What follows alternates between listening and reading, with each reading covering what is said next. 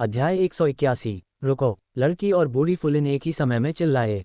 तीनों युवा शूरवीर आगे के निर्देशों के लिए विक की ओर देखने से खुद को नहीं रोक सके। विक भयभीत था। वह एक अधेड़ उम्र के शूरवीर की शक्ति को बाकी सभी से बेहतर जानता था। वह एक मध्यवर्ती शूरवीर था जिसने लंबे समय तक उनके परिवार की सेवा की थी। विशाल दीवार रैंकिंग में नाइट शीर्ष 500 सूचियों में था। वह कुछ ही सेकंड में अभिभूत और पराजित हो गया। डुडियन की ताकत एक मध्यवर्ती शूरवीर की तुलना में बहुत अधिक मजबूत लग रही थी। मिलान परिवार के युवा स्वामी के रूप में विक को शूरवीरों और शिकारियों के बीच अंतर के बारे में पता था। शिकारी विशाल दीवार के बाहर राक्षसों से लड़ेंगे, अतः उनका युद्ध कौशल शूरवीरों की तुलना में कहीं अधिक क्रूर था। भले ही उन दोनों का करियर एक जैसा लगता था, लेकिन उन्होंने जो रास्ते अपनाए वे अलग अलग थे। शूरवीरों ने अपने नाइटहुड कोडेक्स में गौरव हासिल किया और अभिजात वर्ग की रक्षा की। उनके गीतों में बैंड उनकी प्रशंसा करेंगे। हालांकि शिकारी ऐसे अस्तित्व थे जिन्हें छाया में रहना पड़ता था। यहाँ तक कि सामान्य नागरिक भी शिकारियों के अस्तित्व को जानने के पात्र नहीं थे। वह कोई प्राथमिक शिकारी नहीं है क्योंकि वह अंकल मो को तुरंत हरा सकता है। डुडियन को घूरते हुए विक भयभीत हो गया। कुलीन वर्ग की दृष्टि में शिकारियों का कोई सराहनीय स्थान नहीं था। रईसों द्वारा उन्हें पागल और अत्याचारी करार दिया जाएगा। धन संचय के लिए कुलीन लोग इन्हें पसंद करेंगे, लेकिन ये अस्तित्व उनके दिलों में डर का कारण होंगे। इसीलिए वरिष्ठ शिकारियों को संघ द्वारा असाधारण व्यवहार मिलेगा। यहाँ तक कि कुलीनों को भी उनका स्वागत मुस्कुराहट के साथ करना होगा। लड़की, फुलिन और साथ ही विभिन्न रईस और उनके बच्चे गुप्त रूप से डरे हुए थे। उनमें से अधिकांश स्तब्ध और अवाक थे। इनमें से अधिकांश छोटे रईसों ने शिकारियों को कभी काम करते नहीं देखा है। उन्होंने सुना है कि शिकारी कितने शक्तिशाली और खतरनाक होते हैं, लेकिन ये सब बातें थीं उन्होंने दूसरों के मुंह से सुनी थीं। उनकी नज़र में सबसे शक्तिशाली प्राणी निस्संदेह एक शूरवीर था, लेकिन उन्होंने कभी नहीं सोचा होगा कि किशोर एक शूरवीर को इतनी जल्दी और करीने से हरा देगा। बूढ़ा फुलिन डरा हुआ था, लेकिन उसे सबसे सुखद आश्चर्य हुआ। उसने डुडियन के मुंह से उसकी ताकत के बारे में सुना था, लेकिन वह पूरी तरह आश्वस्त नहीं थे। आखिरकार वह जानता था कि इस किशोर को 3 साल पहले मेलोन कंसोर्टियम द्वारा एक कनिष्ठ शिकारी माना गया था। बूढ़े फुलिन को पता था कि बच्चा चालाक और क्रूर था, लेकिन आखिरकार उसने सोचा कि डुडियन की शक्ति चांदी के स्तर के शिकारियों तक नहीं थी। इसके अलावा बच्चे को जेल में आशीर्वाद नहीं मिला, केवल दुख, यातना और दर्द मिला। उसने तेजी से आगे बढ़ने के लिए अपनी बेत का इस्तेमाल किया। उसने डुडियन की ओर देखा और हल्के से चिल्लाया, अशिष्टता से व्यवहार करना बंद करो। डुडियन ने सहमति में सिर हिलाया। फिर भी सही तौर पर उसे कंसोर्टियम द्वारा एक शिकारी के रूप में काम पर रखा गया था। उसे ओल्ड फुलिन के आदेशों का पालन और व्यवहार करना था। यह एक आकस्मिक चोट थी।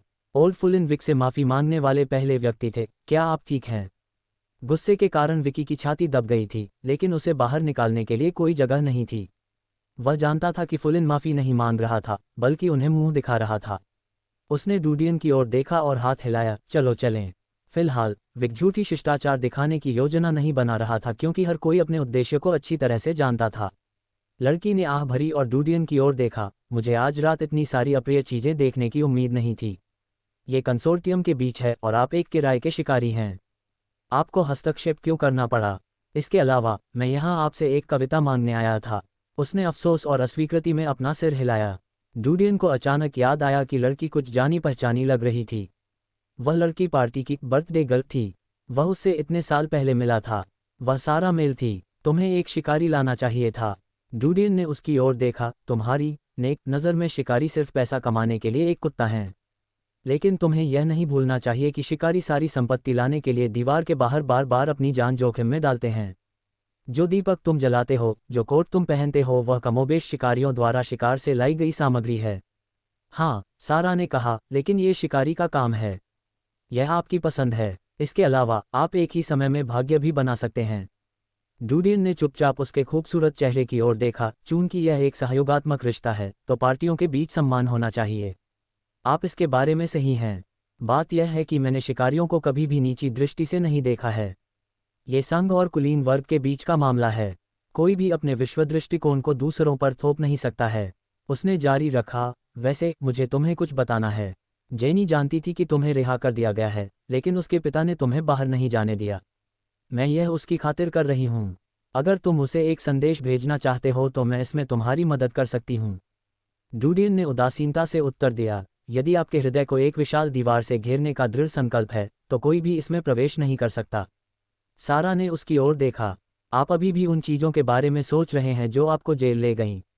यह उसकी गलती नहीं थी। मुझे पता है। डूडियन ने चुपचाप उसकी ओर देखा। ये किसी की गलती नहीं थी।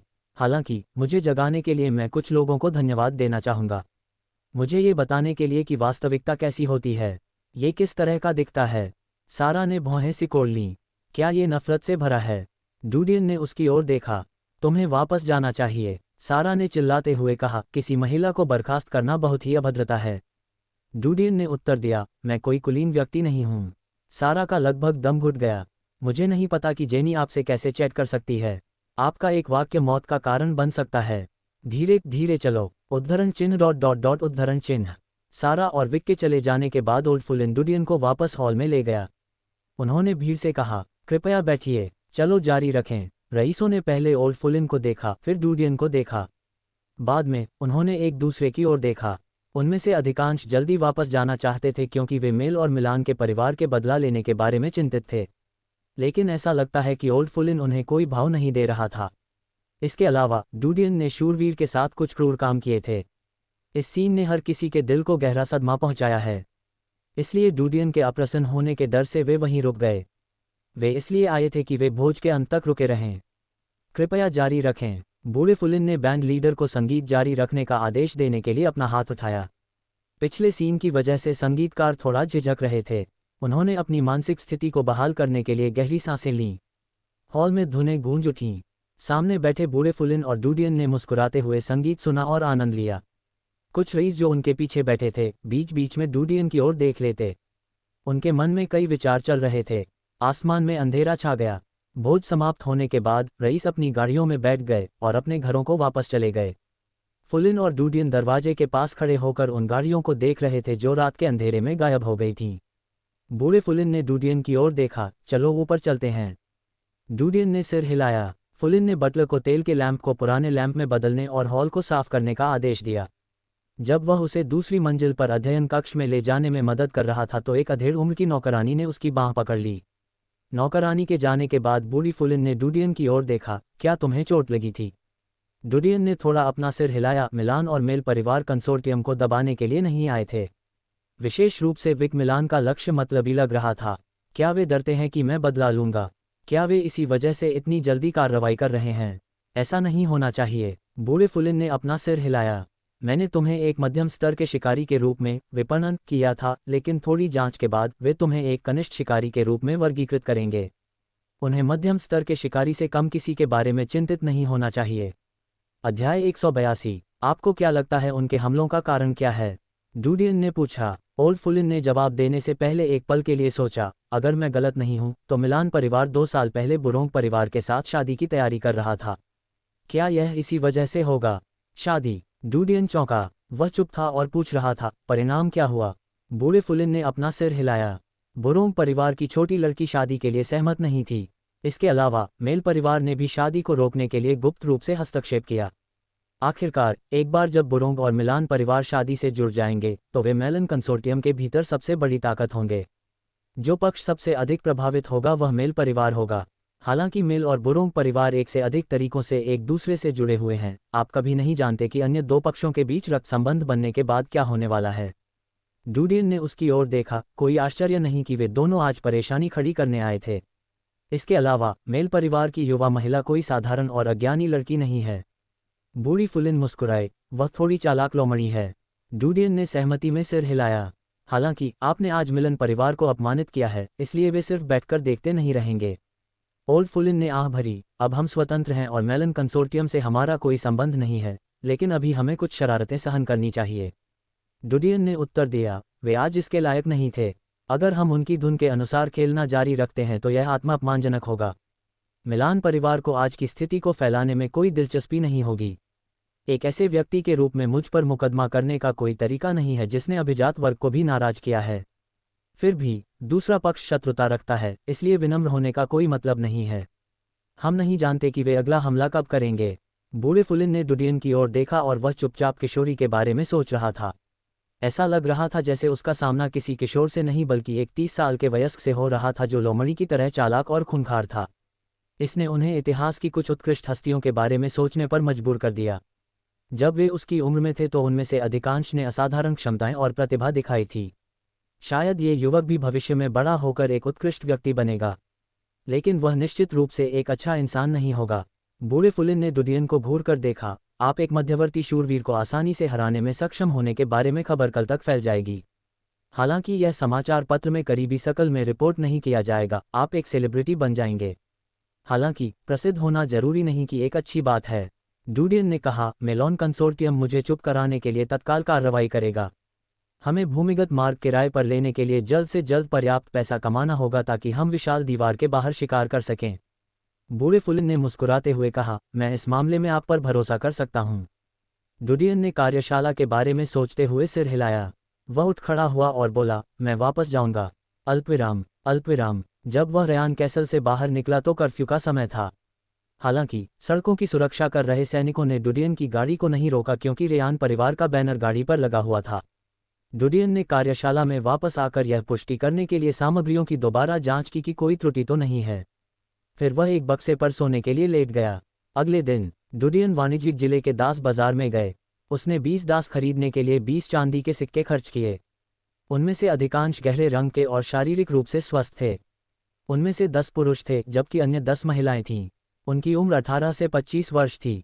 दासों को अभिजात वर्ग, व्यापारियों और शूरवीरों द्वारा बेच दिया गया था जो अब उनका समर्थन नहीं कर सकते थे। डुडियन ने दासों का स्वामित्व अपने ऊपर नहीं लिया, बल्कि दासों को रयान परिवार की कमान में स्थानांतरित कर दिया। वह दासों को अपनी छोटी कार्यशाला में वापस ले आया। उन्हें उत्पादन प्रक्रियाएं सिखानी थीं। दास बुद्धिमान थे। डुडियन ने कार्यशाला का प्रबंधन करने के लिए अपने आसपास के सबसे बुजुर्ग व्यक्ति हैरी को चुना। उन्होंने एक शूरवीर के परिवार में भंडारी के रूप में काम किया था। पूरे दिन डुडियन ने दास को उत्पाद बनाना और उत्पादन लाइन की निगरानी करना सिखाया। शाम को डुडियन ने तैयार उत्पादों की संख्या गिना। वहां 1000 से कुछ कम डिब्बे थे। माचिस बनाने में मुझे 2 चांदी के सिक्के खर्च करने पड़ेंगे। अगर मैं उन्हें जल्दी बेचना चाहता हूं तो कीमत कम होनी चाहिए। मुझे उनमें से 1000 को 20 चांदी के सिक्कों के लिए बेचना चाहिए। आय 1 से 10 के अनुपात में होगी। वह जो पहला उत्पाद लेकर आया था वह मेल खा गया। हालांकि इसे कीमिया के रूप में वर्गीकृत किया जाएगा, इसे विस्फोटक के रूप में वर्गीकृत नहीं किया गया है, इसलिए उन पर प्रतिबंध नहीं लगाया जाएगा। इसके अलावा इसकी संरचना अपेक्षाकृत सरल थी। उसे पीले, लाल फास्फोरस और कुछ बुनियादी सामग्रियों की आवश्यकता थी। एक साधारण संयोजन के कारण वह एक आदर्श उत्पाद तैयार कर सके जिसका उपयोग इस युग में किया जा सकता है। बिजली नहीं थी, इसलिए माचिस तुरंत आग उगलने वाली दरांती की जगह ले सकती थी। फिर भी अग्नि दरांती की प्रज्वलन दक्षता खराब थी और माचिस की डिब्बी की तुलना में इसका वजन बहुत अधिक था। इन 2 बिंदुओं के कारण मैचों को फायर सिकल पर बढ़त हासिल थी। इसके अलावा माचिस उपभोग्य वस्तुएं थीं। हमेशा मांग रहेगी। इसके बाद यह अग्नि हंसिया की जगह ले लेगा, तब वह जो पैसा कमाएगा वह महत्वपूर्ण होगा।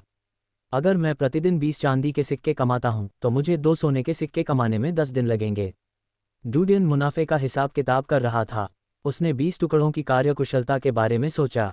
यह उनका पहली बार उत्पादन था, इसलिए वे कुशल नहीं थे, लेकिन जैसे जैसे समय बीतता गया वे अधिक उत्पादक होते गए। अगर मैं माचिस बनाने के लिए एक मशीन का उपयोग कर सकता। डुडियन ने मशीनरी के बारे में सोचा। यदि मशीनरी का योग उभरा तो उत्पादन की गति कई गुना बढ़ जाएगी। हालांकि अभी अन्य संघ आविष्कारकों पर दबाव डालने के लिए अपने शक्तिशाली वित्तीय संसाधनों और चैनलों पर भरोसा करेंगे। उस स्थिति में मुझे प्रक्रिया को थोड़ा तेज करना होगा। विवरण के बारे में सोचते समय डुडियन की आंखें दृढ़ हो गईं। यदि दूसरे लोग उसके उत्पादों की नकल करते तो वह उन्हें ऐसा करने देता। वह जांच करेगा कि वे उसके आविष्कार की गति को कैसे पकड़ पाएंगे। डुडियन ने दास के रहने के लिए कुछ जीर्ण शीर्ण घर किराए पर लिए और रात के लिए रयान महल वापस चला गया।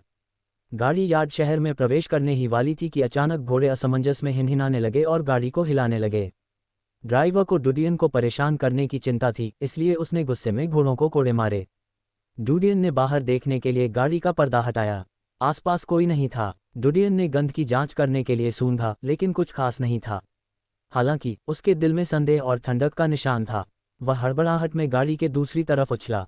अध्याय 183। कश। जैसे ही डुडियन एक तरफ से दूसरी तरफ कूदा, सीट के पीछे से एक तेज खंजर गाड़ी के बोर्ड को कुचलता हुआ निकल गया। एक महिला की अत्यंत पतली भुजा ने खंजर पकड़ रखा था। ये तेजी से वापस सिकुड़ गया। डुडियन जल्दी से गाड़ी से बाहर चला गया। ओह! गाड़ी के सामने से एक दर्दनाक कराह सुनाई दी।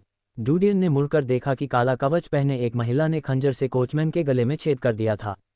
खंजर तेजी से ड्राइवर के गले के आर पार हो गया और उसके अंत तक पहुंच गया। शरीर धीरे धीरे गिरता है क्योंकि कोई चीख या कराह नहीं गूंजती। जैसे ही उन्होंने गाड़ी आगे खींची तो घोड़े डर गए और भाग गए। ठंडी हवा उसके चेहरे पर मालिश कर रही थी। डूडियन और महिला हत्यारी एक दूसरे से आमने सामने भिड़ रहे थे। महिला हत्यारे की मधुर आवाज़ गूंज उठी, क्या तुम्हें मैं याद हूँ? उसने उसी समय अपना मुखौटा नीचे खींच लिया। डूडियन ने उसका चेहरा देखा और उसका दिल धड़कने लगा। ग्लेन, हत्यारा ग्लेन है। डूडियन ने उसे पहचान लिया। ऐसा लगता है कि आपकी याददाश्त अच्छी है। ग्लेन ने खंजर हटाते हुए मुस्कुराते हुए कहा, कंसोर्टियम ने मुझे तुम्हारी हत्या करने के लिए भेजा था, लेकिन उस समय से मुझ पर तुम्हारा एक एहसान है, इसलिए मैं उस एहसान का बदला तुम्हें अब वापस दे रही हूँ। डूडियन चौंक गया, लेकिन वह फिर भी शांत नहीं हुआ और सतर्क था। अगर ऐसा है तो तुमने उसे क्यों मारा? डूडियन ने ड्राइवर की लाश की ओर इशारा किया। उसे। ग्लेन ने नीचे ड्राइवर की लाश को देखा जो खून से लथपथ पड़ा था। जवाब देते समय वह मुस्कुराए, अगर मैंने उसे नहीं मारा तो शीर्ष पर बैठे लोगों को पता चल जाएगा कि मैं उदार थी। कंसोर्टियम को नाराज करने के लिए आप अकेले मेरे लिए पर्याप्त नहीं हैं। अगर मैं आपको मारना चाहता तो आपको मेरे हमले के बारे में पहले से पता नहीं चलता। मुझे लगता है कि ब्लैक वीवर से नए जादू के निशान मिलने के बाद आपको मेरी हत्या करने की क्षमताओं के बारे में पता होना चाहिए। डूडियन बोलने से पहले चुप थे। आपके अनुसार मेलॉन कंसोर्टियम के कर्मी आज के मामले की जांच करेंगे। क्या रेयान परिवार के लोग हैं जो मेलॉन कंसोर्टियम के साथ सहयोग कर रहे हैं? क्या आपको लगता है कि यह असामान्य है? ग्लेन ने उसकी ओर देखा और धीरे से मुस्कुराए, ऐसा कुछ भी नहीं है जिसे पैसा पूरा नहीं कर सकता। यहाँ तक कि एक बेटा भी इसके लिए अपने पिता को मारने के लिए तैयार है। सवाल यह है कि कितना? डूडियन का दिल ठंडा हो गया। आप उस कंसोर्टियम के लोगों को कैसे समझाएंगे जिसकी आपने मुझे अनुमति दी थी?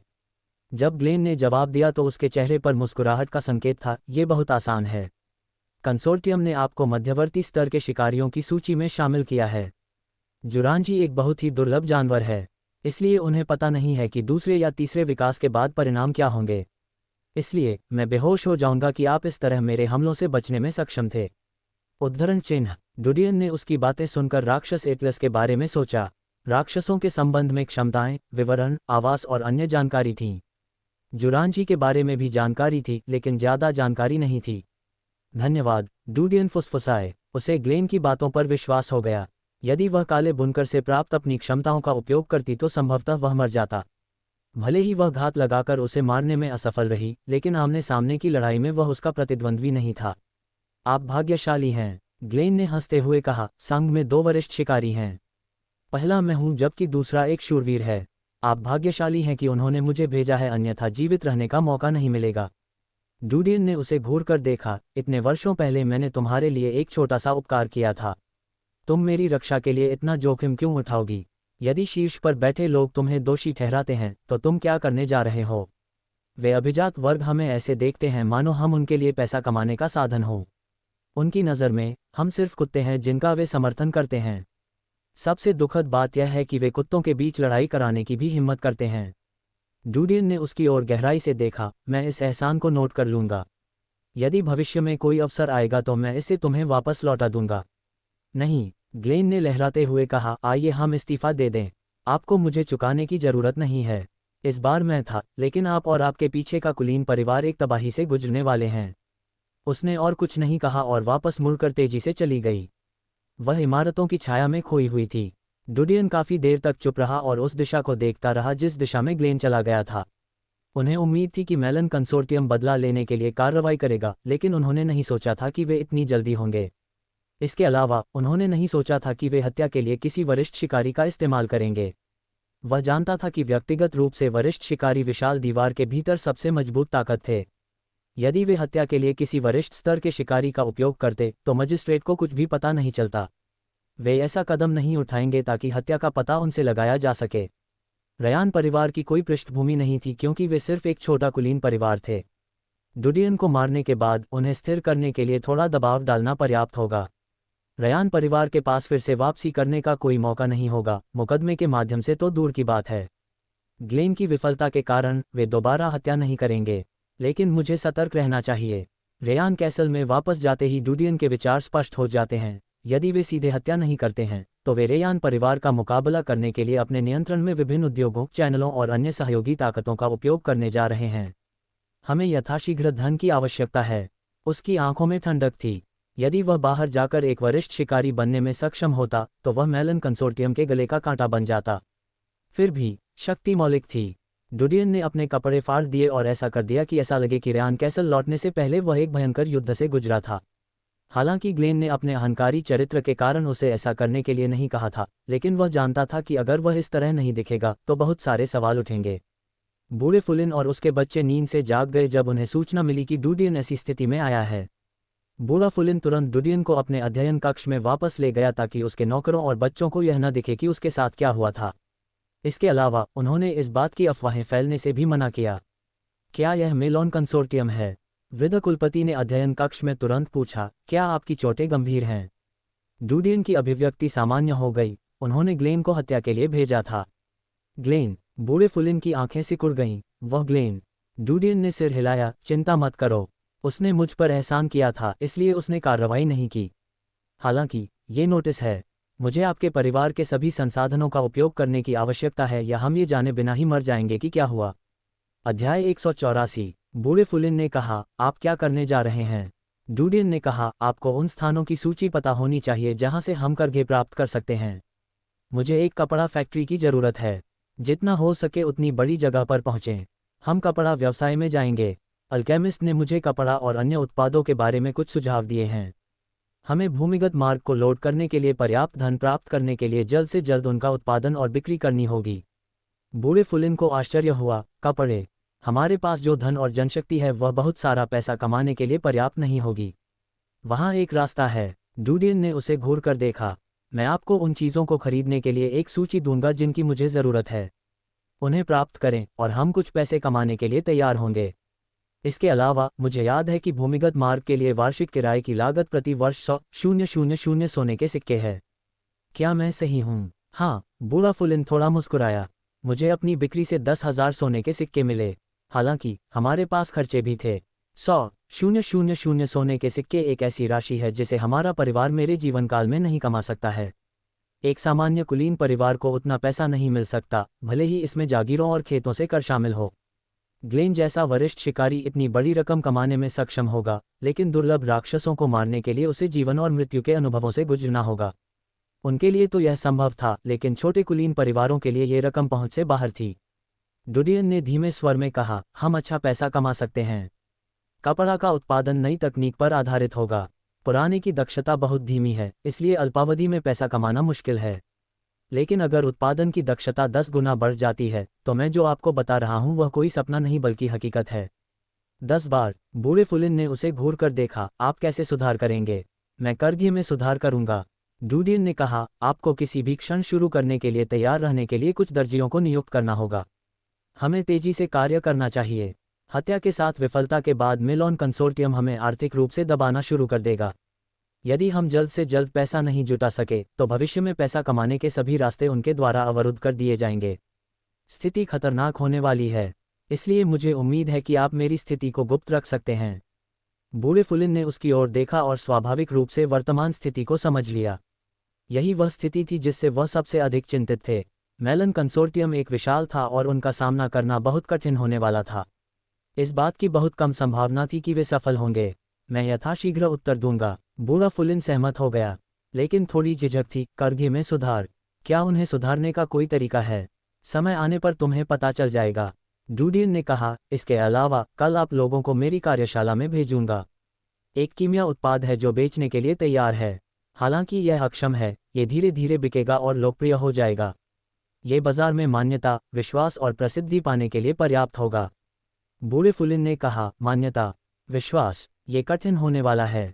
मुझ पर भरोसा करें। डुडियन ने पुराने कुलपति को प्रोत्साहित किया। बूढ़े फुलिन ने आह भरी। उनका मानना था कि डुडियन की योजना के साथ जाने के अलावा कोई दूसरा रास्ता नहीं था। मैं अन्य अभिजात वर्ग के खिलाफ जीत सकता हूँ। हालांकि जिन लोगों ने रुचि दिखाई थी वे एक साथ परिवारों को कम कर रहे थे। हम कुछ कर सकते हैं। पिछली बैठक के अंत के बाद 2 परिवार थे जो हमारे संघ में शामिल होने में रुचि रखते थे।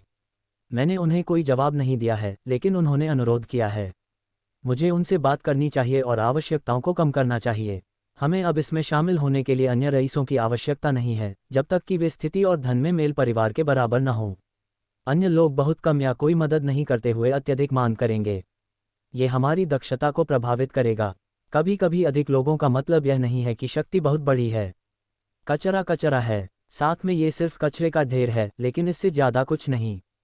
डूडियन के निर्णायक रवैये को देखकर बूढ़े फुलिन मुस्कुराए। मैं केवल प्रार्थना कर सकता हूं कि आप जिन रसायन उत्पादों के साथ आएंगे वे अच्छी संपत्ति बना सकते हैं।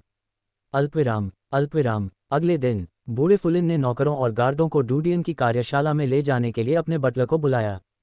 फिर उन्होंने अपने सबसे भरोसेमंद 3 बेटों को बुलाया।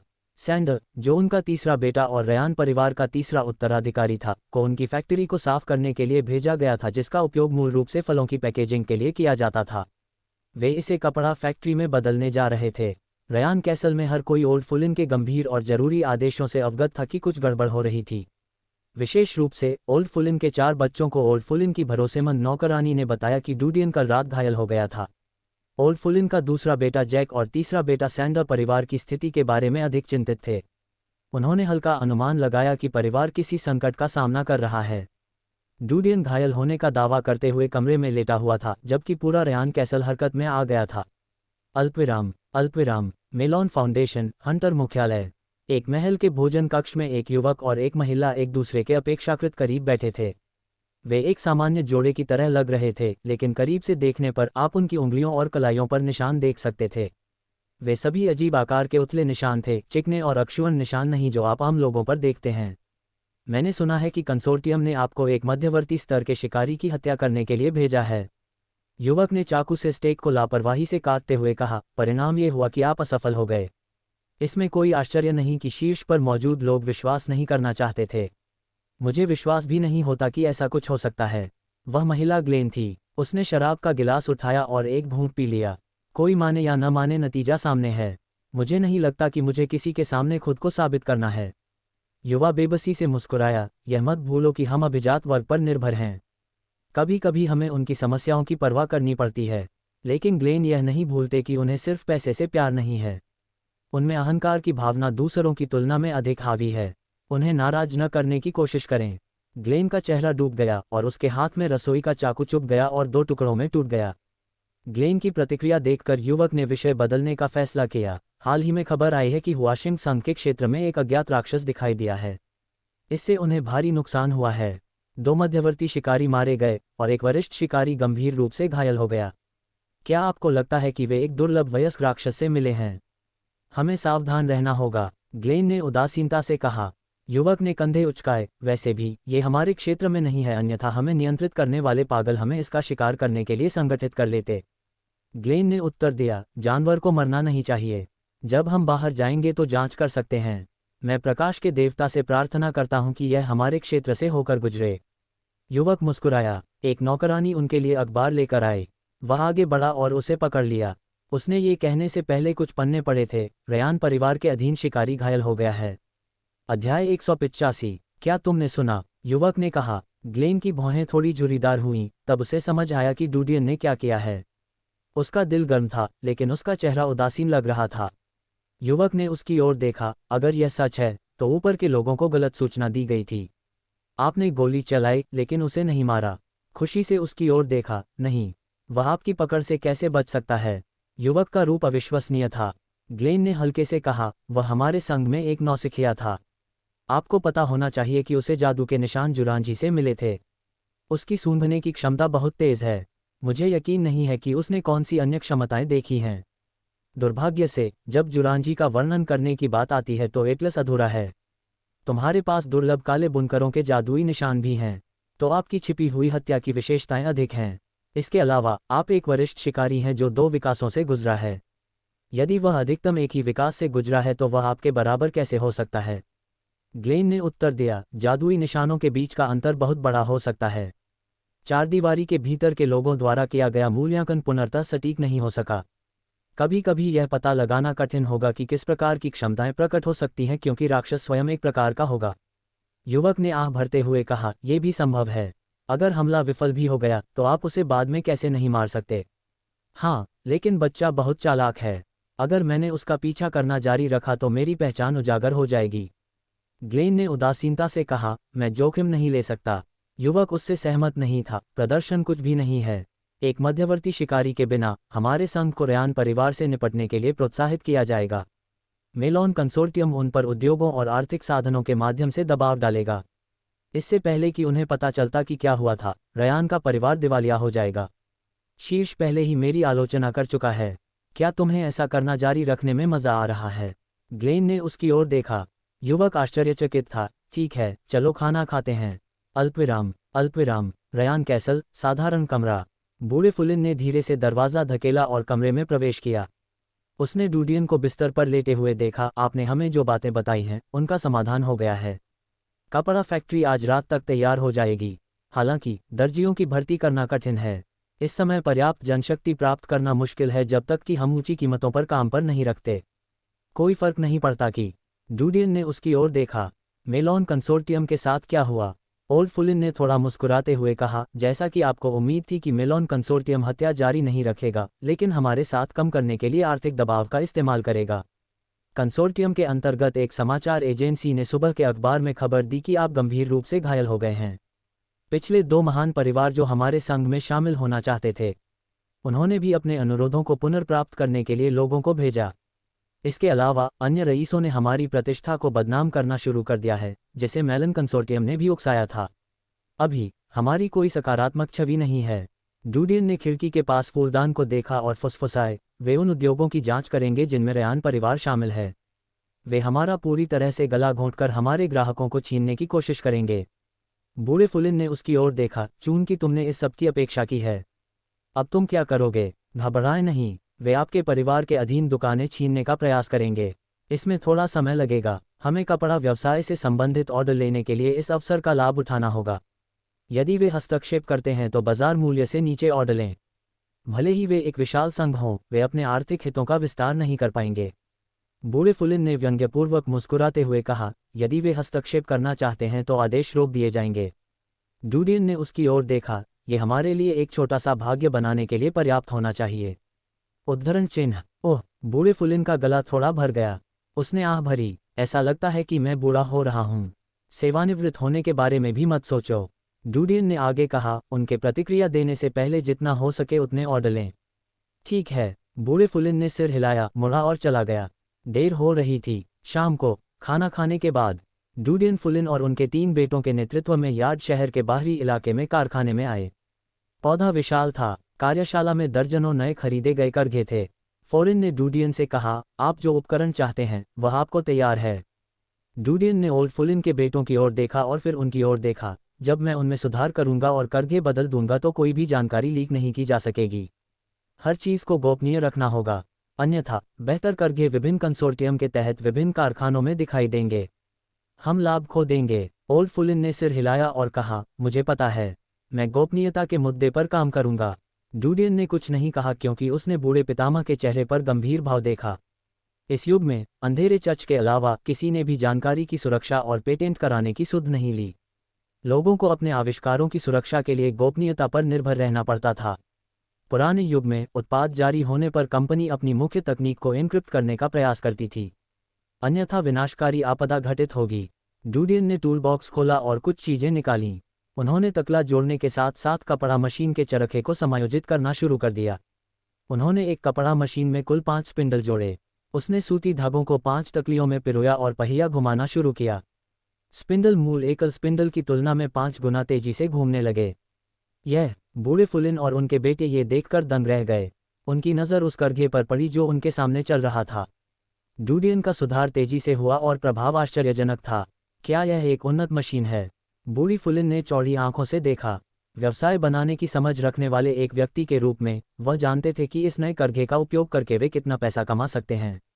डूडियन ने सिर हिलाया। काले पाउडर की विधि सीखने से पहले उन्होंने कुछ जानकारी हासिल की थी। लूम में ये संशोधन भाप युग की प्रस्तावना थी। इस आविष्कार के बाद लोगों ने मैनुअल बिजली के बजाय मशीनों का उपयोग करना शुरू कर दिया, जिससे पता चला कि मशीनों की क्षमताएं मनुष्यों की तुलना में कहीं अधिक उत्पादक थीं। यह आश्चर्यजनक है, सैंडल ने कहा। डूडियन ने कहा, एक स्पिंडल जोड़ने का मतलब है कि यह करघे की दक्षता को दोगुना कर सकता है। यदि हम लगभग 10 स्पिंडल जोड़ सकते हैं तो ये हाथ में सैकड़ों पुराने जमाने के करघे रखने के लायक होगा। अध्याय 186। अगर हम कुछ गंभीर सुधार कर सकते हैं तो क्या हम 100 स्पिंडल जोड़ सकते हैं? बूढ़ा फुलिन दूरदर्शी व्यक्ति था। वह जानता था कि यदि मशीन का शरीर काफी बड़ा होगा तो इसमें सैकड़ों स्पिंडल समा सकते हैं। तब दक्षता सैकड़ों गुना बढ़ जाएगी। ये एक चमत्कार था। एक मशीन 100 लोगों के कार्यभार के बराबर हो सकती है। विशाल दीवार के भीतर उनकी कपड़ा दक्षता एक भयावह स्तर तक बढ़ जाएगी। हमें 200 स्पिंडल को समायोजित करने के लिए एक नई कपड़ा मशीन का पुनर्निर्माण करना होगा। हम अभी इसे वहन नहीं कर सकते। डूडियन ने कहा, ऐसी मशीन को पूरा करने में बहुत समय लगेगा। हमें एक मशीन को पूरा करने में कम से कम 10 दिन लगेंगे। फिलहाल हम करघे के इस उन्नत संस्करण का उपयोग करेंगे। 20 स्पिंडल करघे की सीमा है। फिर डूडियन मशीन को बदलना जारी रखने के लिए नीचे बैठ गया।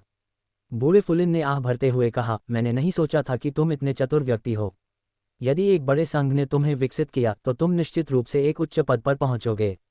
उसके स्वर में कुछ पछतावे का भाव मिश्रित था। डूडियन सुधार पर काम कर रहे थे। उन्होंने कहा, अगर मुझमें क्षमता है तो पंख उगाने के लिए दूसरों पर निर्भर रहने की जरूरत नहीं है। हम अपने दम पर ऊंची उड़ान भरने में सक्षम होंगे। बूढ़ा फुलिन मुस्कुराया, तुम्हारे शब्दों में कुछ सच्चाई है। सैंडर, जो उनके बगल में था, ने दुख से अपना सिर झुका लिया। डूडियन ने पूछा, ऑर्डर के बारे में क्या? आज मैंने अधिकांश कपड़ा मिलों की यात्रा की और कुछ चैम्बर्स ऑफ कॉमर्स में गया। मैंने कुछ सौदे किए हैं।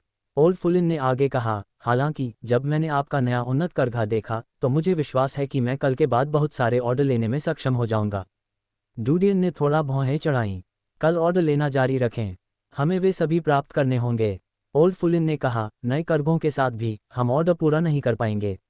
अगर हम और ऑर्डर लेंगे तो समय पर नहीं बना पाने पर हमें पैसे का नुकसान होगा। नहीं, मेरा विश्वास करो, हमें घाटा नहीं होगा। डूडियन ने कहा। ओल्ड फुलिन और सैंडर एक नुकसान में थे। वे नहीं जानते थे कि डूडियन का आत्मविश्वास कहाँ से आ रहा था। क्या वह कपड़ा मशीन का पैटर्न बदलने जा रहा था? ठीक है, मैं अपनी तरफ से पूरी कोशिश करूंगा। बूढ़े फुलिन को पता था कि वह शब्दों की कुश्ती से डूडियन को हरा नहीं पाएगा, इसलिए उसने आदेश लेने का वादा किया। देर हो रही थी। बूढ़े फुलिन की उम्र थी, इसलिए वह थकने लगा था। वह आराम करने के लिए वापस चला गया जबकि उसके 3 बेटे वहीं रुक गए। डूडियन का ध्यान मशीनों को बदलने पर था।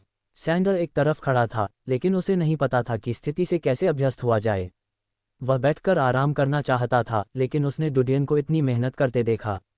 परिणामस्वरूप उसके पैरों में दर्द होने के बावजूद वह उसके साथ खड़ा रहा। डूडियन ने छठी मशीन बदली और सैंडर की ओर देखा। आप थक गए हैं, थोड़ा आराम करें।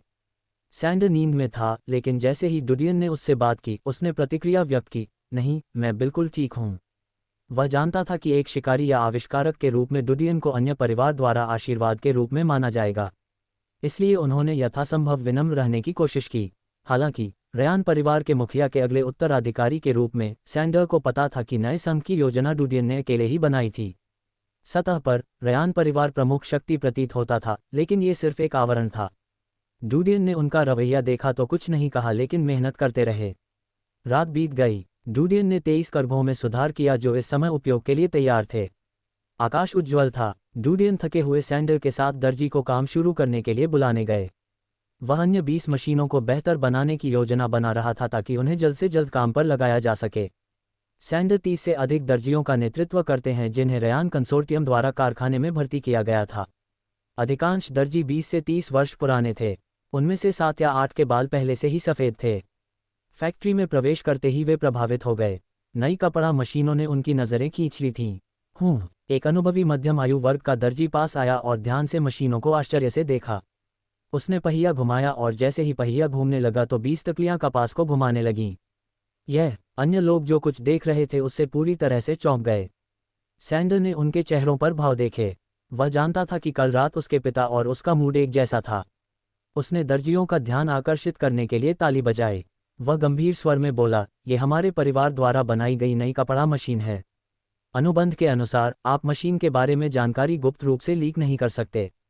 दर्जी चौंक गए। हालांकि उन्हें इस अजीब अनुबंध के पीछे का कारण समझ में आया जो उन्होंने हस्ताक्षर किया था। अगर हम घर वापस जाना चाहें तो क्या होगा? एक दर्जी ने पूछा। यह अनुबंध में बहुत स्पष्ट था। आप स्वाभाविक रूप से 6 महीने के बाद घर जा सकते हैं। क्या आधा साल बहुत लंबा नहीं है? उनमें से कुछ ने अपनी राय व्यक्त की। सैंडर ने भौहें चढ़ा लीं और उदासीनता से बोला, यदि आपका प्रदर्शन अच्छा है तो आपको वापस पत्र लिखने का अवसर मिल सकता है। उसकी बातें सुनकर वे शांत हो गए। वे जानते हैं कि दूसरा पक्ष एक कुलीन परिवार है, इसलिए वे उन्हें उकसा नहीं सकते और शर्तों को स्वीकार नहीं कर सकते क्योंकि उन्होंने पहले ही अनुबंध पर हस्ताक्षर कर दिए हैं। सभी ने कपड़ा मशीनों में प्रवेश किया और सैंडर की व्यवस्था के तहत काम करना शुरू कर दिया। कपास और अन्य सामग्री एक गाड़ी द्वारा कारखाने में लाई जाती थी। कौन है वो? एक युवा दर्जी ने डुडियन को कपड़ा मशीन पर काम करते हुए देखा। सैंडर चिल्लाया, अपना काम करो, यह आपकी चिंता का विषय नहीं होना चाहिए। हाँ, युवक डर गया और जल्दी से कपड़ा मशीन का उपयोग करना जारी रखा। हालांकि सैंडर के चले जाने के बाद उसने चुपचाप डुडियन की ओर देखा।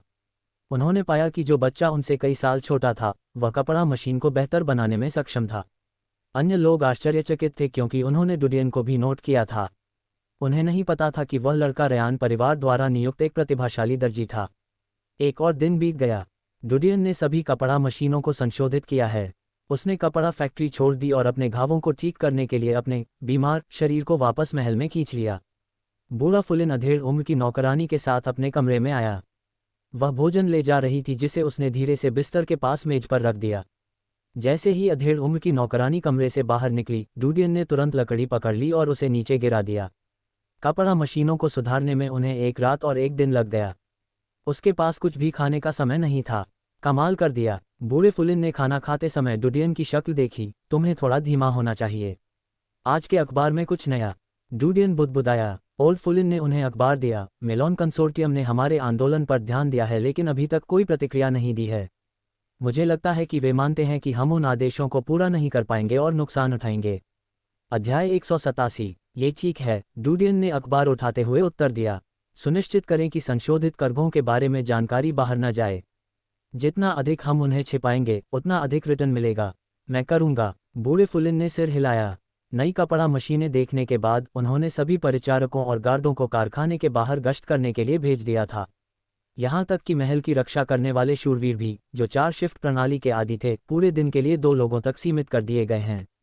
डुडियन ने अखबार खोला। पहली सुर्खी मेलन कंसोर्टियम द्वारा चैम्बर ऑफ कॉमर्स के माध्यम से सोने में निवेश के बारे में थी। तो क्या भविष्य में सोने से चांदी का रूपांतरण अनुपात बढ़ना चाहिए? दूसरा शीर्षक था, स्टर्लिंग कंसोर्टियम का मूल्य अधिक है। ऐसा प्रतीत होता है कि उनके पास नकदी प्रवाह की समस्या है जिसके कारण उनके अधीन आने वाले उद्योग ध्वस्त हो सकते हैं। डुडियन ने पन्ने पलटे और पूछा, कौन सी समाचार एजेंसी इस अखबार को संचालित करती है? इसका स्वामित्व मेलॉन कंसोर्टियम के पास है। ओल्ड फुलिन ने डुडियन के सवाल के पीछे के इरादे का अनुमान लगाया। समाचार एजेंसी की बिक्री सबसे अधिक है। मेलन कंसोर्टियम के पास बहुत सारे उद्योग हैं। हुआशिंग कंसोर्टियम और सैन्य समाचार एजेंसी के समाचार पत्र बिक्री संख्या के मामले में दूसरे और तीसरे स्थान पर हैं। डुडियन ने समझ में सिर हिलाया। इसमें कोई आश्चर्य नहीं कि अधिकांश समाचार किसी न किसी रूप में मेलॉन कंसोर्टियम से संबंधित थे। यद्यपि वे उल्लेख करते हैं, बहुत सारे सतही स्रोत छिपे हुए थे, जिसका अर्थ है कि दी गई अधिकांश जानकारी मेलन कंसोर्टियम के हितों की अटकलें हैं। वे स्टर्लिंग कंसोर्टियम की छवि को नुकसान पहुंचाते हैं ताकि अमीर व्यवसायी उनके साथ न जुड़ें या हमेशा के लिए चले जाएं। हालांकि कंसोर्टियम मुख्य रूप से कुलीन वर्ग के लिए खुले हैं। बहुत सारे धनी व्यवसायी हैं जो वाणिज्यिक जिले में रहते हैं। उनमें से कुछ के पास सामान्य कुलीन परिवारों जितनी ही संपत्ति जमा है। ऐसे कोई भी कुलीन और व्यवसायी नहीं है जो न्यू वर्ल्ड में शामिल हुए हैं। वे पूरी तरह से रयान परिवार के समर्थन पर निर्भर हैं। क्या वे लंबे समय तक अपने संचालन को बनाए रखने में सक्षम होंगे? डुडियन ने शीर्षक पढ़ा और सामग्री के पीछे के सामान्य विचार को समझ सके। सामग्री का विश्लेषण पेशेवरों द्वारा किया गया था क्योंकि उन्होंने रयान परिवार की कमियों और कमजोरियों की ओर इशारा किया था। डुडियन ने सामग्री का अवलोकन किया। यहाँ तक कि अन्य लोगों की तो बात ही छोड़िए, उसे भी पहचान में सिर हिलाना पड़ा। मेलन कंसोर्टियम के नज़रिए से ऐसा लगता है कि उनके असली दुश्मन स्टर्लिंग कंसोर्टियम और अन्य हैं। हम उनकी नज़र में सिर्फ एक छोटा सा फ्राई हैं। यहाँ तक कि अखबार ने भी हमें एक पेज नहीं दिया, केवल एक छोटा सा खंड दिया। संभवतः कंसोर्टियम के भीतर एक छोटा सा गुट है जो हमारे लिए दुश्मन है, लेकिन शायद उन्होंने हमारे लिए प्रचार करने से रोकने के लिए हमें ज़्यादा श्रेय नहीं दिया। डुडियन ने अखबार नीचे रखा और हल्के से कहा। ओल्ड फुलिन ने आह भरते हुए कहा, अगर हम उनके लिए एक स्पष्ट समस्या होते तो हमें सुर्खियों में रिपोर्ट किया जाता। यहाँ तक कि नकारात्मक रिपोर्टों से भी हमें प्रसिद्धि मिलनी चाहिए, इसलिए वे अभी के लिए केवल एक शीर्षक से संतुष्ट हैं। हालांकि समाचार एजेंसी कई वर्षों से मेलन कंसोर्टियम द्वारा स्थापित की गई थी। वे जनता की राय और गति के सार से अच्छी तरह से वाकिफ हैं। वे ऐसा कुछ भी नहीं करेंगे जिससे उनकी प्रतिष्ठा को नुकसान पहुंचे। ये सब कहने के बाद बूढ़े पिता डुडियन की ओर देखने से खुद को नहीं रोक सके। बच्चे का दिमाग बेहद तीव्र और अनुकूलनशील था। ये कल्पना करना कठिन था कि ऐसा व्यक्ति एक सामान्य नागरिक परिवार में पला बड़ा होगा। स्कॉट कंसोर्टियम और मेलॉन कंसोर्टियम के बीच क्या स्थिति है? डुडियन ने कहा, वे पुराने प्रतिद्वंद्वी हैं। ओल्ड फुलिन ने कहा, स्कॉट कंसोर्टियम ने अपना व्यवसाय खनन से शुरू किया। उनके पास 3 क्षेत्रों और सैकड़ों छोटे शहरों में खानों की श्रृंखला है। मेलन कंसोर्टियम को खनन व्यवसाय में आए कुछ साल हो गए हैं। वे केक का एक टुकड़ा चाहते हैं, इसलिए विरोधाभास दिखाई देते हैं। डुडियन ने थोड़ा सिर हिलाया। कीमिया उत्पादों के बारे में क्या वे बेचे गए थे? डुडियन ने पूछा। बूढ़े फुलिन ने व्यापक रूप से मुस्कुराते हुए कहा, मैं इसके बारे में पूरी तरह से भूल गया हूँ। यह एक बहुत ही उपयोगी उत्पाद है। माचिस के लिए संभावित बाजार बहुत बड़ा है। इसे पूरी तरह से फायर सिकल की जगह लेनी चाहिए क्योंकि यह एक ऐसी चीज़ है जो हर घर में होनी चाहिए। आज हमने 200 से अधिक बक्से बेचे हैं। ये पूरे शहर में फैल गया है। मुझे लगता है कि कुछ दिनों में यह अन्य शहरों में भी फैल जाएगा। उस समय हमारे पास पर्याप्त आपूर्ति नहीं होगी। डुडियन ने सिर हिलाया। तब ये परेशानी भरा होगा क्योंकि अन्य कीमियागर विश्लेषण करने के लिए एक पैक खरीदेंगे। यदि उसके पास धन होता तो हम सभी कच्चे माल खरीद सकते थे और कुछ समय के लिए बाजार पर एकाधिकार कर सकते थे। भले ही अन्य कंसोर्टियम के पास निर्माण करने का फॉर्मूला हो, लेकिन उनके पास ऐसा करने के लिए संसाधन नहीं होंगे। लोगों को हमारे ब्रांड की आदत हो जाएगी, इसलिए वे आदतन हमारे उत्पाद खरीद लेंगे। दुर्भाग्य से हम इस समय ऐसा कुछ करने में सक्षम नहीं होंगे। हाँ, दुर्भाग्य से। बूढ़े फुलिन को दुख हुआ। माचिस का उत्पादन सस्ता होने से उसका दिल दुख गया। वे उपभोज्य उत्पाद थे, इसलिए जब वे खत्म हो जाते थे तो लोग उन्हें खरीद लेते थे। इस उत्पाद का मूल्य किसी अन्य कंसोर्टियम द्वारा लगे बड़े उद्योग के बराबर था। दुर्भाग्य से उनके पास इस व्यवसाय में आने के लिए पर्याप्त धन नहीं था। इससे पहले कि केक का ये टुकड़ा अन्य लोगों द्वारा छीन लिया जाए, इसमें अधिक समय नहीं लगेगा। चिंतित मत होइए, जैसे जैसे हमें अधिक पूंजी मिलेगी हम कई लाभदायक व्यवसायों में उतरेंगे। इसके अलावा वह ओल्ड फुलिन को यह नहीं समझा सका कि अल्पावधि में उसका मूल लक्ष्य आत्मनिर्भर होना था। हालांकि वह एक मूर्ख की तरह व्यवहार नहीं करने वाला था। यदि वह अभी पूरा केक नहीं खा सकता है तो वह इसका एक टुकड़ा लंबे समय तक खाएगा। आपको स्कॉट कंसोर्टियम से संपर्क करना चाहिए और उनसे हमारे कीमिया उत्पाद के बारे में बात करनी चाहिए। उन्हें बताएं कि इसे मैच कहा जाता है। वे थोक में सामग्री खरीद सकते हैं और उनका उत्पादन शुरू कर सकते हैं। जब तक हम छाया में रहेंगे तब तक बड़े कंसोर्टियम को एक दूसरे से लड़ने दें। बाद में कोई भी हमें हिला नहीं पाएगा। ओल्ड फुलिन से कहते हुए डुडियन बिस्तर पर वापस झुक गया। बूढ़े फुलिन की आंखें चमक उठी। यह एक अच्छा विचार है जिसे स्कॉट कंसोर्टियम स्वीकार करेगा। चूंकि हम खा नहीं सकते हैं और भविष्य में मुनाफा खोने के लिए मजबूर हैं, तो हमें अपने लाभों को अधिकतम करने का प्रयास करना चाहिए। बूढ़े फुलिन ने लड़के की ओर देखा। शुरू में उसने सोचा कि डुडियन सिर्फ एक ठग था जो जेल से बाहर निकलने में सक्षम था। कल उसने सोचा कि बच्चा तो स्वाभाविक दर्जी है, लेकिन अब उसे पता चला कि वह बच्चा स्पष्ट रूप से एक विश्वासघाती व्यापारी है। इस उम्र में आपका दिल मेरे दिल से भी अधिक गहरा है, ओल्ड फुलिन ने भावनात्मक रूप से कहा। अचानक उसने कुछ सोचा। सैन्य समाचार पत्र कैदियों, वांछित लोगों और परीक्षणों पर रिपोर्ट बनाता है। डेकोन ह्यूई की हत्या की नवीनतम जांच के बारे में जानकारी है। डुडियन ने उत्तर दिया, मुझे दिखाओ। अध्याय 188। बूढ़े फुलिन ने उसे सैन्य अखबार सौंपा। डुडियन ने कागज को सरसरी तौर पर देखा तो एक बड़े कॉलम ने उसका ध्यान खींचा। अदालत ने घोड़ों की अंगुलियों के निशान लेने के लिए लोगों को उनकी रस्सियां लेने के लिए भेजा था। वे जल्द ही दुष्ट हत्याओं का पता लगाने वाले थे। डुडियन ने शीर्षक पर नजर डाली, रस्सी पर उंगलियों के निशान। बूढ़े फुलिन ने डुडियन की अभिव्यक्ति देखी। आपको चिंतित नहीं होना चाहिए। बारिश के बाद उंगलियों के निशान धो दिए जाने चाहिए। उन्हें मुख्य सबूत नहीं मिल रहे हैं। एक तरह से वे हत्यारे को ब्लैकमेल करने की कोशिश कर रहे हैं ताकि वह रस्सी को नष्ट करने की कोशिश कर सके। डुडियन ने अपना सिर हिलाया और हंसे। ये परीक्षण आकर्षक है। रस्सियां चमड़े की नहीं बल्कि लिनन की थी, इसलिए भले ही मैंने उनके ड्राइवर के रूप में काम किया हो। शायद आप इसे नहीं समझेंगे, लेकिन जिस तकनीक का उपयोग वे उंगलियों के निशान इकट्ठा करने के लिए करते हैं, उससे कपड़े पर उंगलियों के निशान की पहचान नहीं की जा सकती है। ओल्ड फुलिन मुस्कुराए। कोई आश्चर्य नहीं, जब जांचकर्ता हत्या के दृश्य की जांच करते हैं तो दस्ताने पहनते हैं। मैंने सोचा कि यह अतिशयोक्ति है क्योंकि वे अपने हाथ या घटनास्थल को गंदा नहीं करना चाहते थे, लेकिन ऐसी किसी चीज़ की उम्मीद नहीं थी।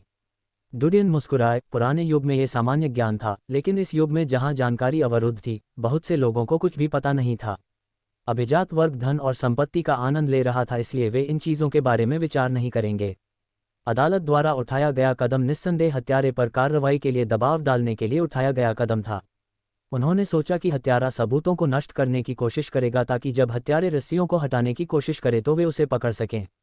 डुडियन ने कहा, यही कारण है कि कुलीन वर्ग शिकारियों को नियमों का पालन करने और उनके अनुसार कार्य करने के लिए बाध्य करता है। क्या आप निश्चित हैं कि आपने कोई सबूत नहीं छोड़ा है? बूढ़े फुलिन ने डूडियन से पूछा। मुझे नहीं लगता कि मेरे पास कुछ बचा है, लेकिन अब मुझे लगता है कि अदालत को सबूत देने का समय आ गया है। ये कहते हुए डूडियन के चेहरे पर एक विस्तृत मुस्कान थी। उन्हें सबूत दो। बूढ़ा फुलिन भ्रमित था। अल्पविराम। अगले दिन ओल्ड फुलिन डूडियन के लिए अच्छी खबर लेकर आया। उन्होंने स्कॉट कंसोर्टियम के साथ मैच व्यवसाय पर चर्चा की थी और एक समझौता तय किया था। उन्हें राजस्व का 1.5% सौंपा गया, जबकि शेष स्कॉट कंसोर्टियम को दिया गया। डूडियन ओल्ड फुलिन को देखने के अलावा कुछ नहीं कर सका। वह एक अनाड़ी वार्ताकार है। 1.5% बेहद कम शुल्क था जिसे कोई भी इस सौदे से बाहर कर सकता था। आखिरकार स्कॉट कंसोर्टियम को मैच का फॉर्मूला हाथ में आने में ज़्यादा समय नहीं लगेगा। वे इसका निर्माण स्वयं कर सकेंगे। शायद ऐसा इसलिए था क्योंकि ओल्ड फुलिन के पास ज़्यादा सौदेबाजी के साधन नहीं थे। भविष्य में जब तक वे मूल्य युद्ध में नहीं उतरते, वे बाजार में एक बड़ी हिस्सेदारी पर कब्जा कर सकते हैं। अनुबंध पर हस्ताक्षर कर दिए गए हैं। आपको मुझे मैच की संरचना बतानी होगी ताकि मैं स्कॉट कंसोर्टियम में वापस आ सकूं।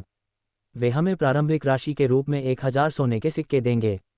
बूढ़ा फुलिन उत्साहित था। उनसे हजारों सोने के सिक्के प्राप्त करने के बाद हम कारखाने का आकार बढ़ा सकते हैं। बाद में आय दोगुनी हो जाएगी। डूडियन ने सिर हिलाया। स्कॉट कंसोर्टियम एक नया उद्योग बनाने के लिए मैच व्यवसाय का पूरा उपयोग करने जा रहा था। मेलॉन कंसोर्टियम को हमारे आंदोलनों के बारे में पता होना चाहिए। हमें अब कपड़ा कारखानों की सुरक्षा पर ध्यान केंद्रित करना होगा और जितना संभव हो उतने ऑर्डर प्राप्त करना होगा। डरो मत, हम इससे लाभ कमाएंगे, मैं इसकी गारंटी देता हूँ, डूडियन ने बूढ़े कुलपति से कहा। ओह, बूढ़ा फुलिन मुस्कुराया। वह उस रास्ते के धुंधले निशान देख सकता था जो उन्हें जीवित रहने की ओर ले जाएगा। समय बीतता गया। पुराने फुलिन को उतने ऑर्डर मिले जितने उसे मिल सकते थे क्योंकि नई कपड़ा फैक्ट्री अच्छी तरह से काम कर रही थी। फुलिन का तीसरा बेटा सैंडर कारखाने के लिए जिम्मेदार था। वह उस व्यवसाय का प्रभारी था, जबकि दूसरा बेटा जैकयार्ड टाउन मैच बिक्री स्टोर और प्रचार के लिए जिम्मेदार था। ओल्ड फुलिन स्वयं कपड़ा व्यवसाय के ऑर्डर पर केंद्रित थे। ऑर्डर पाने के लिए वह पुराने परिचितों या धनी व्यापारियों से मिलता था। भले ही उनका परिवार गिरावट पर था, लेकिन ओल्ड फुलिन के पास एक बड़ा नेटवर्क था और ऑर्डर प्राप्त करने के लिए व्यक्तिगत दौरे करने के लिए अपनी वरिष्ठता का उपयोग करते थे। उनकी कीमतें कम थीं, इसलिए लोगों को उन्हें मना करना मुश्किल हो जाता था। उन्हें ऑर्डरों की एक बड़ी सूची मिली थी। उनमें से कुछ का मूल्य हजारों स्वर्ण मुद्राओं के बराबर था। डूडियन ने रयान कैसल में रहना जारी नहीं रखा। कुछ दिनों के बाद वह बार्टन, क्रोएन और जोसेफ को खोजने गया। क्या आप लोगों को वह आदमी याद है जिसे मैंने पार्टी में थप्पड़ मारा था? नी, संदेह हम करते हैं। तीनों ने तुरंत सहमति में सिर हिलाया। जब डूडियन ने अभिजात को थप्पड़ मारा तो वे प्रभावित हुए। जब वे अक्सर उस तस्वीर के बारे में सोचते तो उनका खून खौल उठता। वे जानते थे कि डूडियन अनाथालय से उनका साथी था। वह इस हद तक बड़ा हो गया था कि उसकी ओर देखना बहुत कठिन था। इस कारण से डूडियन का अनुसरण करने का उनका दृढ़ संकल्प और भी मजबूत हो गया। वह भी अनाथ था। डूडियन ऐसा कुछ भव्य करने में सक्षम था, इसलिए वे भी ऐसा करने की स्थिति में रहना चाहते थे। डूडियन ने उन्हें कागज़ का एक टुकड़ा दिया। यह उसका पता है। मैं चाहता हूं कि आप लोग उसे ट्रैक करने में मेरी मदद करें। मैं उसके ठिकाने, शौक और वह कहाँ जाता है, ये जानना चाहता हूं। संक्षेप में, उसके बारे में सब कुछ। यह आप में से प्रत्येक को खर्च करने के लिए 10 सोने के सिक्के हैं। यदि यह पर्याप्त नहीं है तो मुझे बताएं।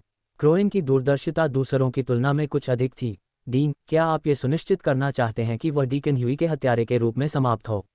डूडियन ने उसकी ओर देखा। जब आप बाहर काम करते हैं तो डेकोन ह्यूई के बारे में कुछ भी उल्लेख न करें। सावधान रहें क्योंकि दीवारों के भी कान होते हैं। इसके अलावा इस दुनिया में अविश्वसनीय शक्तियों वाले लोग हैं। वे हजारों मीटर दूर से आवाज़ सुन सकते हैं और वे हजारों मीटर दूर से आपके सिर पर बाल देख सकते हैं। आपको अधिक सतर्क रहना होगा। क्या आप समझते हैं? हजारों मीटर दूर से देखिए। तीनों डरे हुए थे, लेकिन जैसे जैसे उन्होंने शूरवीरों की ताकत के बारे में सोचा, उन्हें धीरे धीरे डूडियन की बात समझ में आने लगी और उन्हें अपनी गलतियों का एहसास हुआ। जाओ, डूडियन ने कहा। तीनों ने सिर हिलाया और रयान कैसल छोड़ दिया। अध्याय 189। Mount air. बुरोंग परिवार। महल के एक विशाल कमरे में। पत्र पढ़ते ही रुडोल्फ की भौहें सिकुड़ गईं। यह शापित बूढ़ा लोमड़ी। वह कपड़ा व्यवसाय पर कैसे निर्भर है। उसे बहुत सारे ऑर्डर मिले हैं। उसने बटलर की ओर देखा जो उसके बगल में खड़ा था। हर चीज़ की जांच करो। क्या तुमने जांच की है कि उनके पास कितनी फैक्ट्रियां हैं? मध्यम आयु वर्ग के बटलर ने सम्मानपूर्वक कहा। केवल एक। ओल्ड फुलिन ने फल पैकेजिंग कार्यशाला को एक मध्यम आकार के कपड़ा कारखाने में बदल दिया है। अकेले इस कारखाने से गुजारा करना बहुत मुश्किल होगा। ये निश्चित है कि गुप्त कारखाने कहीं और भी हैं। रुडोल्फ ने आगे कहा। तुरंत लोगों को जांच के लिए भेजें। बूढ़ा होने के बावजूद उसकी हड्डियां सख्त हैं। वह बूढ़ा होने के कारण बेवकूफ़ी भरी चीज़ें नहीं करेगा। अगर वह इतने सारे ऑर्डर लेने की हिम्मत करता है तो वहाँ छिपी हुई फैक्ट्रियाँ होनी चाहिए जहाँ वह कपड़ा तैयार कर सके। बटलर ने सिर हिलाया। मैं लोगों को उनकी पूरी जांच करने के लिए भेजूंगा। मैंने सुना है कि स्कॉट कंसोर्टियम एक नया व्यवसाय शुरू करना चाहता है। रुडोल्फ ने उसकी ओर देखा। बटलर ने उत्तर दिया, ऐसा कहा जाता है कि उन्होंने एक नया उत्पाद विकसित किया है। वे वाणिज्यिक जिले में विभिन्न स्थानों पर छोटी दुकानें किराए पर ले रहे हैं। किराया अधिक नहीं है। यह एक छोटा व्यवसाय होना चाहिए। भले ही यह एक छोटा सा व्यवसाय हो, इसे तोड़ना ही होगा। रुडोल्फ ने ठंडे स्वर में कहा, स्कॉट कंसोर्टियम हम पर खनन उद्योग में कदम दर कदम आगे बढ़ने के लिए दबाव डाल रहा है। हमें अन्य उद्योगों के माध्यम से वित्तीय संकट को कम करना होगा। उनकी व्यावसायिक योजनाओं को पूरी तरह से बाधित किया जाना चाहिए। हाँ, बटलर ने उत्तर दिया। और रुडोल्फ ने जारी रखा, क्या सारा हाल ही में यहाँ आए है? बटलर आश्चर्यचकित था। वह लिटिल मिस को खेलने के लिए देखने आए है। रुडोल्फ की आंखों में ठंडक का एक निशान था जब उसने कहा, खेल रहा हूँ। यह मत सोचो कि वह छोटा शैतान इतना सरल है। वह हाल के दिनों में मिलान परिवार के साथ बहुत करीब रही है। बटलर उसके शब्दों के पीछे का अर्थ समझकर चौंक गया। वह झिझकते हुए बोला, मास्टर, क्या मेल परिवार की योजना है? वे इसकी अनुमति नहीं देंगे। कंसोर्टियम शक्ति संतुलन बनाए रखेगा। मिलान परिवार की तुलना में हमारे परिवार के उद्योग बहुत मजबूत हैं। इसके अलावा मिला हाउस के बच्चे की पहचान एक शूरवीर की थी, लेकिन वह एक साधारण व्यक्ति है। उसका समाप्त होना तय है। रुडोल्फ ने ठंडे स्वर में कहा, सारा के आने पर लोगों को उनकी जांच करने के लिए भेजें। उसे मिस के दिमाग में बकवास मत भरने दो। सारा के इरादे अच्छे नहीं हैं। मुझे पता है। बटलर ने सिर हिलाया। अल्पविराम, अल्पविराम। देखते ही देखते आधा महीना बीत गया। रयान कैसल के पीछे प्रशिक्षण मैदान में 4 तीर 200 मीटर दूर लक्ष्य पर लगे। पूफ! अगला तीर सीटी बजाता हुआ लक्ष्य के सिर पर लगा, जो लाल रंग का था। डूडियन ने धनुष बाण हटा दिया। परिचारक एक तौलिया लेकर आए और उसने अपने चेहरे से पसीना पोंछा। जेल में चुभाई गई कीलों से लगी चोटें ठीक से ठीक नहीं हुई हैं, लेकिन उसे फिर से स्वस्थ कर दिया गया है। कभी कभी उसे हल्का दर्द महसूस होता। यह उसकी हड्डियों पर लगी चोटों का परिणाम था, क्योंकि उनके ऊपर कीलें लगी हुई थीं। मैं 300 मीटर दूर स्थित लक्ष्य पर निशाना साध सकता हूँ। मेरे हाथ की ताकत उसके लिए काफ़ी है, लेकिन यदि मैं उससे अधिक दूरी तक निशाना लगाना चाहता हूँ तो धनुष उपयुक्त नहीं है। वह जिस धनुष का उपयोग कर रहा था वह सामान्य सामग्री से बना था। प्राथमिक शिकारियों के लिए धनुष जानवरों से बनाए जाते थे। अधिक उन्नत धनुष विशेष राक्षसों की कंडराओं से बनाए जाते थे। उनकी खींचने की शक्ति और कठोरता बहुत प्रबल थी। दुर्भाग्य से इतने अच्छे धनुष की कीमत कम से कम हजारों सोने के सिक्के होगी, जिसे वह अभी वहन नहीं कर सकता। जब डुडियन ने धनुष हटा दिया तो अफसोस की भावना थी। रयान परिवार उसे एक धनुष दिलाने में सक्षम था जिसका उपयोग मध्य स्तर के शूरवीरों द्वारा किया जाता था। उन्होंने इसे बमुश्किल उपयोगी माना। मुझे थोड़ा जंग लग रहा है क्योंकि मैंने लंबे समय से धनुष का उपयोग नहीं किया है। सौभाग्य से मेरी नींव अच्छी है। डूडियन ने लक्ष्य की ओर देखा जो 200 मीटर दूर था। उनकी पहचान एक शिकारी के रूप में थी जो रयान परिवार के अधीन काम करता था, इसलिए सप्ताह के दिनों में वह अपने तीरंदाजी कौशल का अभ्यास करता था। महल में नौकर ने उसे चाय परोसी। डूडियन ने कुछ कप पिया और उसके बाद ओल्ड फुलिन को खोजने के लिए दूसरी मंजिल पर आया। उसने दरवाज़ा बंद कर दिया। फैक्ट्री में प्रगति कैसी है? बूढ़े फुलिन के हाथ में एक आवर्धक कांच था और वह मेज पर रिपोर्टें देख रहा था। उसने डूडियन की बातें सुनी और उसका चेहरा थोड़ा उदास हो गया। ये बहुत धीमी है। यद्यपि आपने नई कपड़ा मशीन की दक्षता में सुधार किया है, हमारे पास जनशक्ति और नई मशीनों की कमी है। हमारे पास 43 बड़े ऑर्डर हैं और उनमें से 16 को पूरा कर लिया है। हमने लगभग 8000 सोने के सिक्के अर्जित किए हैं। मुझे लगता है कि हम निर्दिष्ट समय के भीतर शेष 1 दर्जन से अधिक को पूरा नहीं कर पाएंगे। डुडियन ने मुस्कुराते हुए कहा, यह इतना जरूरी नहीं है। आपको एक नई फैक्ट्री किराए पर लेनी चाहिए और गोपनीयता के लिए इसकी सुरक्षा के लिए कुछ नौकर और एक गार्ड भेजना चाहिए। गार्डों की संख्या 2 फैक्ट्रियों की सुरक्षा के लिए पर्याप्त नहीं है। मुझे डर है कि दूसरी फैक्ट्री किराए पर लेने के बाद रिसाव को रोकना बहुत मुश्किल होगा। डूडियन मुस्कुराता है, जल्दी या बाद में रिसाव होने वाला है। केवल आधे महीने में एक ही फैक्ट्री 16 ऑर्डर को पूरा करने में सक्षम थी। मेलन कंसोर्टियम निश्चित रूप से इसके बारे में जानता है। इस बिंदु पर वे पूछताछ के लिए एक शिकारी को भेजेंगे या वे जानकारी प्राप्त करने के लिए एक गार्ड को रिश्वत देंगे। उन्हें अजीब हरकतों की गंध आई है, इसलिए अब समय आ गया है कि वे अपना कदम उठाएं। बूढ़े फुलिन ने आह भरी, वास्तव में। इसीलिए आप जितना संभव हो उतने ऑर्डर हासिल करने का मौका लेते हैं। जितना अधिक उतना बेहतर, डूडियन ने कहा। अधिक? बूढ़ा फुलिन स्तब्ध रह गया। डूडियन मुस्कुराया, ये सब लाभ है। क्या आप पैसा नहीं कमाना चाहते? बूढ़ा फुलिन चौंका, लेकिन अचानक उसे एहसास हुआ। वह हंसे बिना नहीं रह सका। अगले दिन सुबह डुडियन को बार्टन और अन्य लोगों से एक पत्र मिला। लगभग हर 3 दिन में एक बार वे स्थिति के बारे में एक पत्र रिपोर्ट भेजते थे। डुडियन ने नाश्ता करते समय पत्रों पर नजर डाली। हालांकि जब उसने उन तीनों को पूरा किया तो उसकी आंखें चमक उठीं। उसने माचिस निकाली और उन सभी को जला दिया। उसने जल्दी से नाश्ता खत्म किया और नौकर को उसके लिए गाड़ी तैयार करने का आदेश दिया। डुडियन ने कोचमैन को पता बताया और गाड़ी धीरे धीरे चलने लगी। अल्पविराम लीडो एवेन्यू। वाणिज्यिक जिला लीडो एवेन्यू बहुत हलचल वाला इलाका था।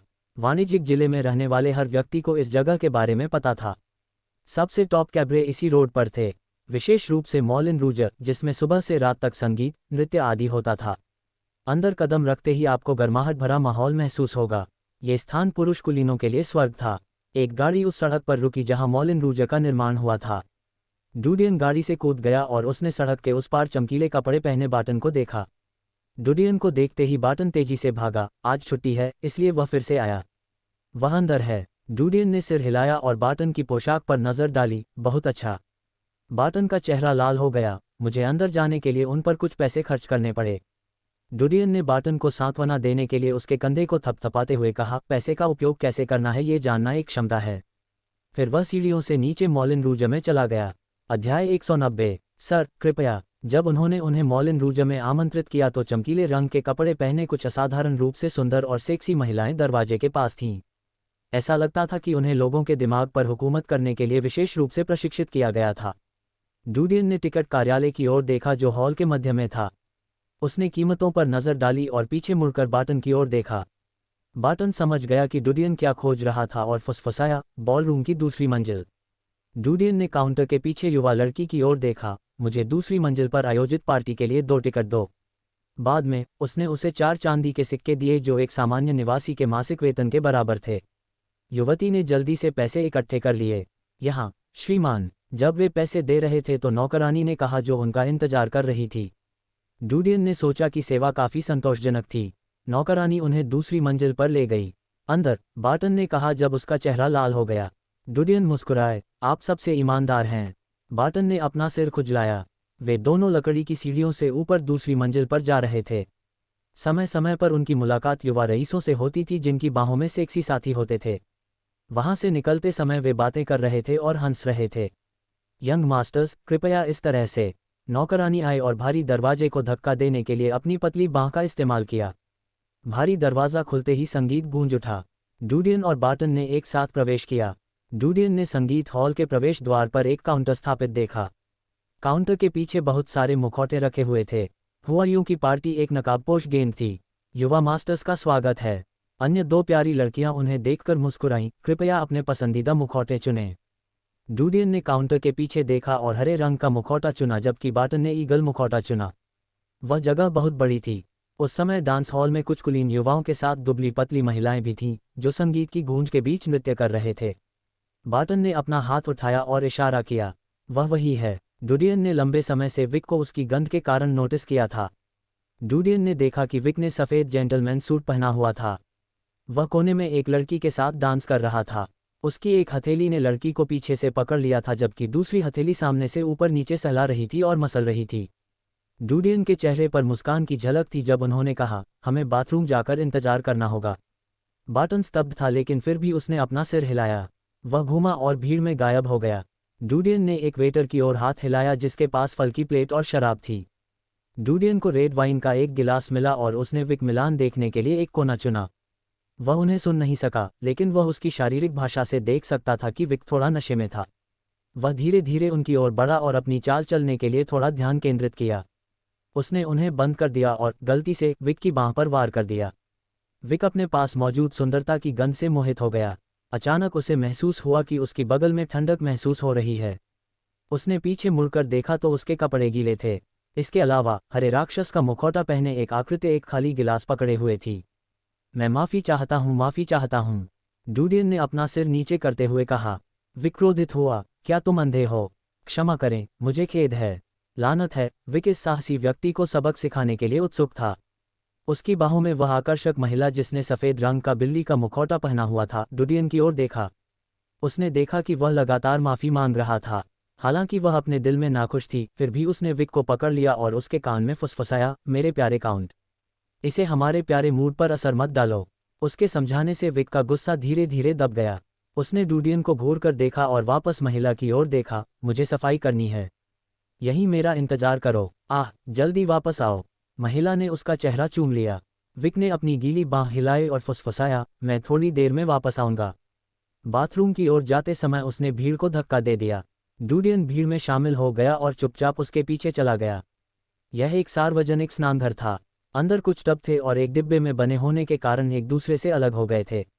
डूडियन ने देखा कि बार्टन इंतजार कर रहा था जबकि क्रोइन और जोसेफ उसके बगल में थे।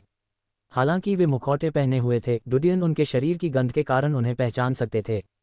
विकी ने अपना कोट उतार दिया और शराब निचोड़ने के लिए कोट को निचोड़ना शुरू कर दिया। इस वक्त बाथरूम में कोई नहीं था।